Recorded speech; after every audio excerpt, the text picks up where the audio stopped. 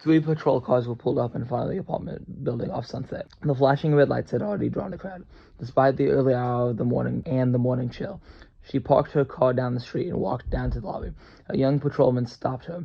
"You a tenant?" "I'm Dr. Ross. Captain Anders called me." He nodded towards the elevator. "Third floor, turn left," he said, and let her through.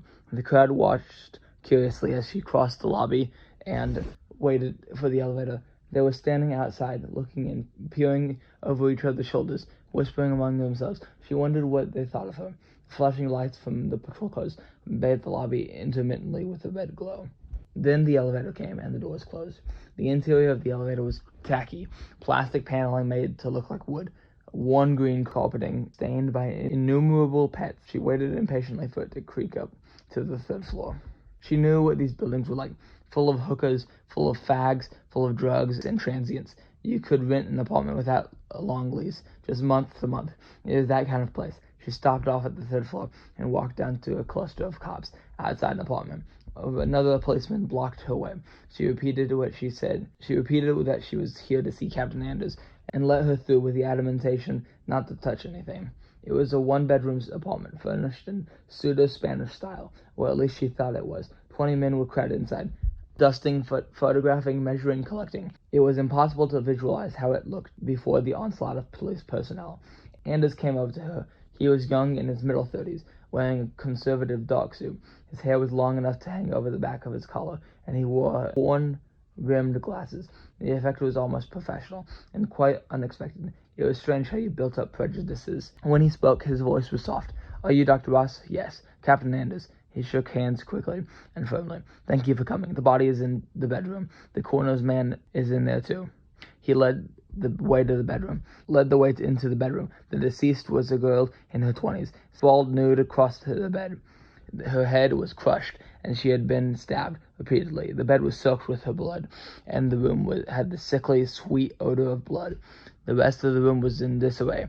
A chair by the dressing table knocked over, cosmetics and lotions smeared on the rug, a bedside lamp broken. 6 men were working in the room, one of them a doctor from the medical examiner's office. He was filling out the death report.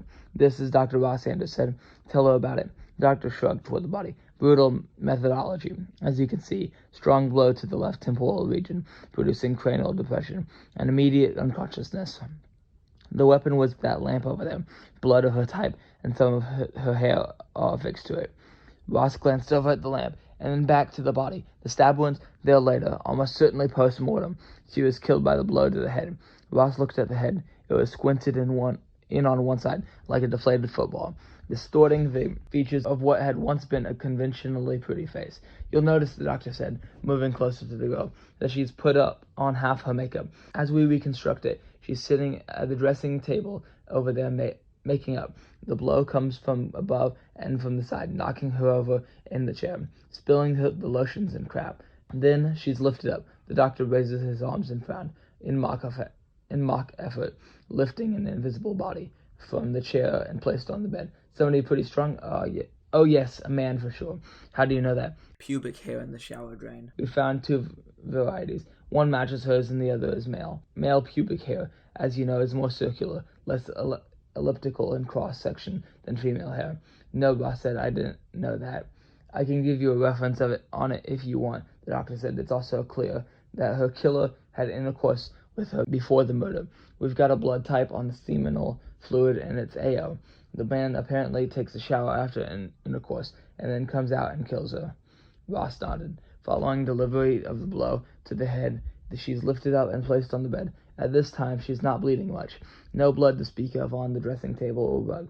But now her killer picks up some instrument and stabs her in the stomach several times. You'll notice that the deepest wounds are all in the lower abdomen, which may have some sexual connotations for the killer, but that's just guessing on our point." Ross nodded but said nothing. She had decided the coroner's man was a creep. She wasn't going to tell him more than she had to.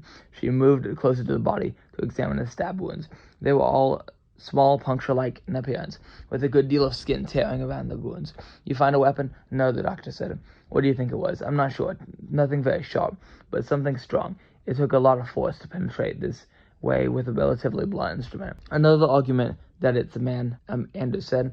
Yes, I'd guess it was something metal, like a blunt letter opener or a metal ruler or a screwdriver, something like that. But what's really interesting, the doctor went on, is this phenomenon here.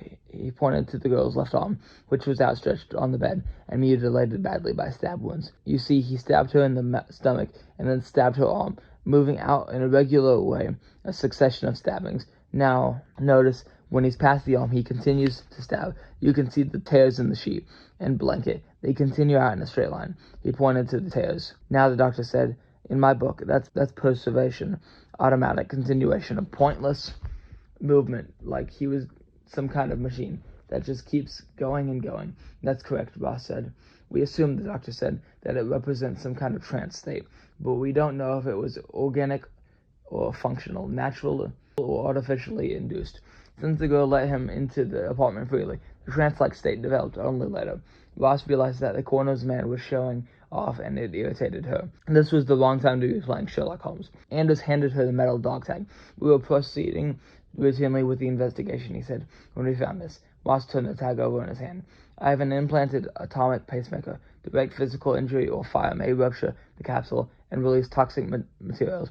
In the event of injury or death, call NPS 213-652-1134. That was when we called you, Anders said. He watched her carefully. We've leveled with you, he said. Now it's your turn. His name is Harry Benson, she said. He's 34 and he has psychomotor epilepsy. The doctor snapped his fingers. I'll be damned. What's a psychomotor epilepsy? Anders said. At that moment, a plainclothesman came in from the living room. We got a trace on the prints, he said. They are listed in the defense databanks, all places. This guy has classified clearance from 1968 to the present. His name is Harry Benson, lives in L.A. Clearance for what? Anders said. Computer work, probably, Ross said.